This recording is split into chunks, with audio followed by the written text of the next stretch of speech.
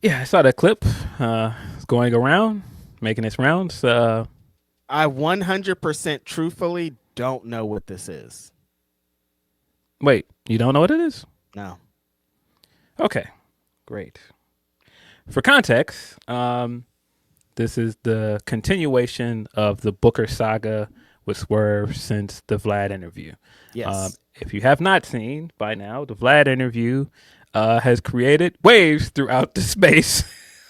Mostly among black wrestling fans, black wrestlers. People feel a way about this. When we talked about it last week, I said before, not a fan of Vlad, not a fan of that outlet. I get the reasoning of why you want to go up there and do the interview. Big platform, big audience. I get it. Just not a fan of that guy. Um, Sucks.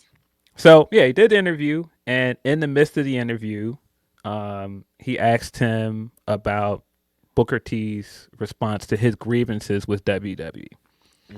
And so Swerve, of course, I'm paraphrasing, gave his thoughts on like, well, this isn't fair and this isn't fair. And I'm not the only one saying that. You know, your fans are saying that where are the black wrestlers on your PLEs, for example, or this person is saying that. We also got the Stephen and Larson clip this week Hmm. where they were talking about it. So, and you know, we've talked about it multiple times on this podcast. So I came away from that thinking like, well, Swerve is right. And then he also said at the end, very pointed, well, was it fair when Vince dropped the N word in front of you? Hmm. And so that, you know, of course, was going to garner a response. I thought, but again, I thought the Swerve overall was right. I agree Yeah. with him. Yeah. They got us the Booker response on his podcast where Booker started by saying, you know, this is what Vlad does. He pits us against each other. I had the opportunity to go on Vlad before, and you know, I didn't go on Vlad because I turned him down. Then he offered me some money, and I turned him down again. Okay. Then he gets into the stuff with between him and Swerve, and he says that he talked to him at a convention they did, and he told him how disappointed he was with everything. And he said, and how he targeted him in general for some reason. There were uh, there were quite a few things in this because I actually sat and listened to that entire section of his podcast that I did not like. Hmm. Hmm.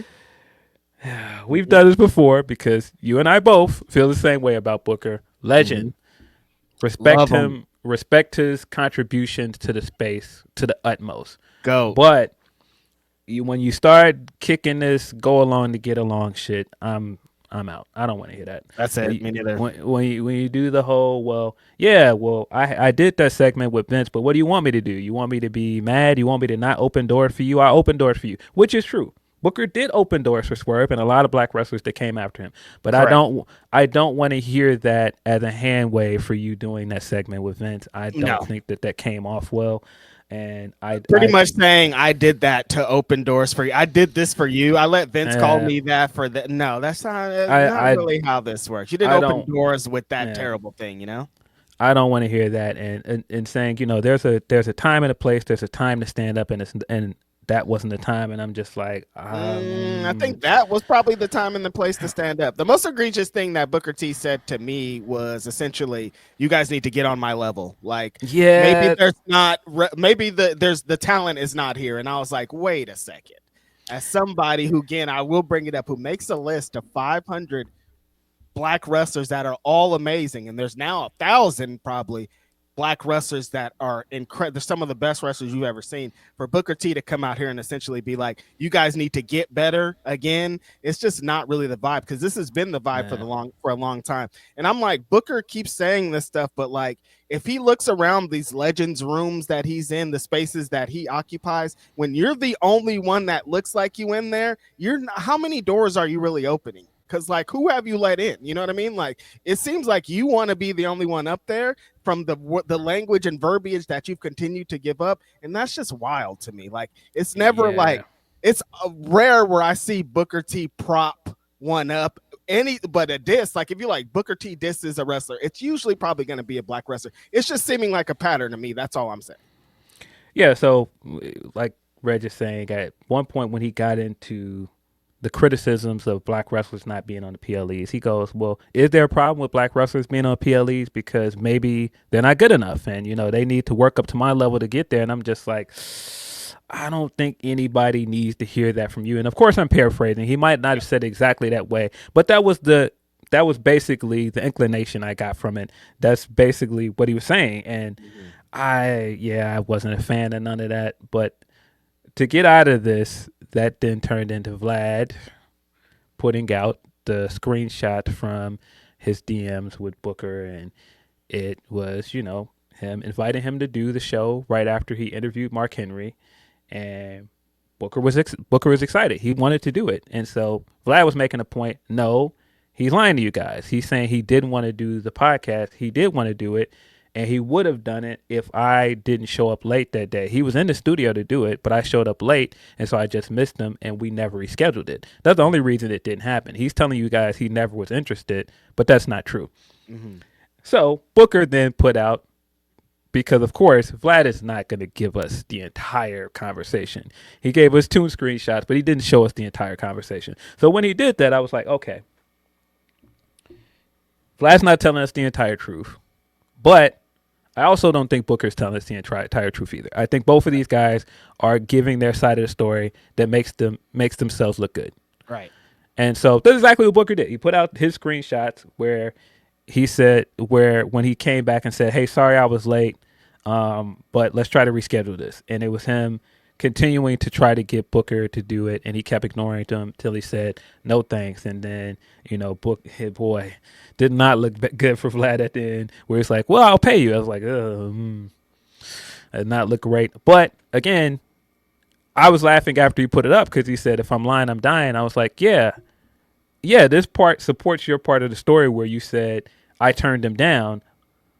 But that was after you wanted to do it, and that's Vlad's point, that you're telling everybody, no, I didn't ever want to do it because I see what you do to black men. Yes. You get black men incriminated. Yes. But that's clearly not true, because if you look at the first half of that conversation, he did want to do it.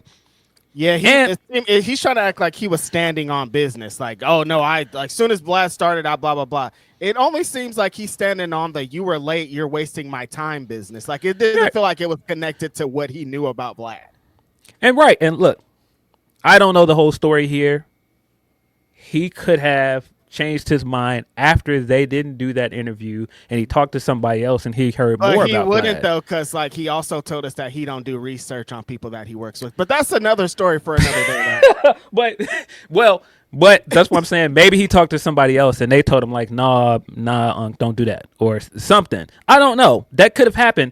But like I said, he's clearly not telling the whole story here. But as you're alluding to, that came out the same night as he also responded to the Chase and Rants thing. And boy, his response to that was not it either. I don't do research. You don't do research. Well, you need to start fucking doing research then, dude. I didn't know. And you don't even need to do research. All you have to do is say Chase and Rants out loud, and somebody from the heavens will scream what he is. I have literally never seen a Chase and Rants wrestling match. I've never seen this man wrestle. The only thing I know about him is that he's a sex offender. That's all I know about him. I don't know. And he has a school in Florida. That's it. So every time I see somebody talk about him, they're like, this guy's a sex offender and this is the terrible things that he's done. That's all I ever see about him. Yeah. So his response to that, I wasn't a big fan of that either. Him doing the whole, well, I didn't know, and you guys are trying to associate me with this guy like I did something too.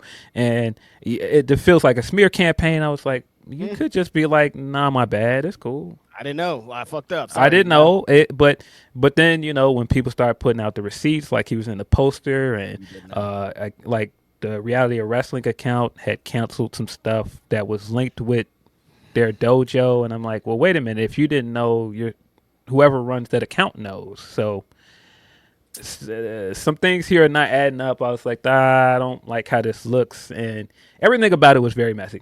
So out of all of this, of course, Swerve being smack dab in the middle because he did the Vlad interview in the first place, people are looking at it like, okay, well, you brought Vlad into this because you went on Vlad's outlet, and you're allowing Vlad to do this, try to smear one of our legends.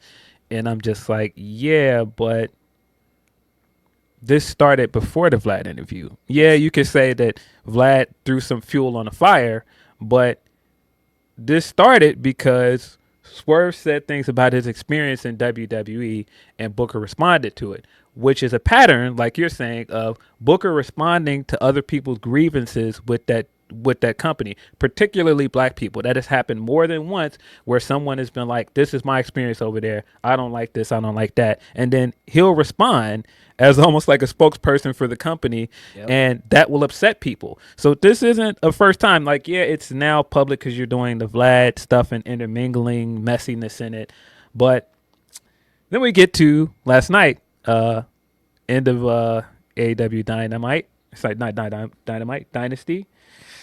There's phone footage of Swerve in the ring addressing the crowd, saying thanks for coming out, saying how much representation is important to him, and then at the end he was like, "Just to humor myself, fuck Booker T."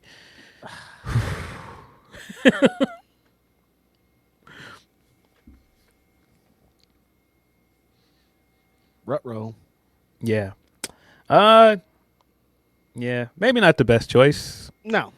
The best choice, but That's it. at this point, I've seen with the rest of this stuff that he's just like, "Oh, y'all want to be mad? I'm gonna give y'all something to be mad about." That's pretty classic Swerve. So yeah, I wasn't the biggest fan of his response on this podcast or his response on the Chase and Rants thing.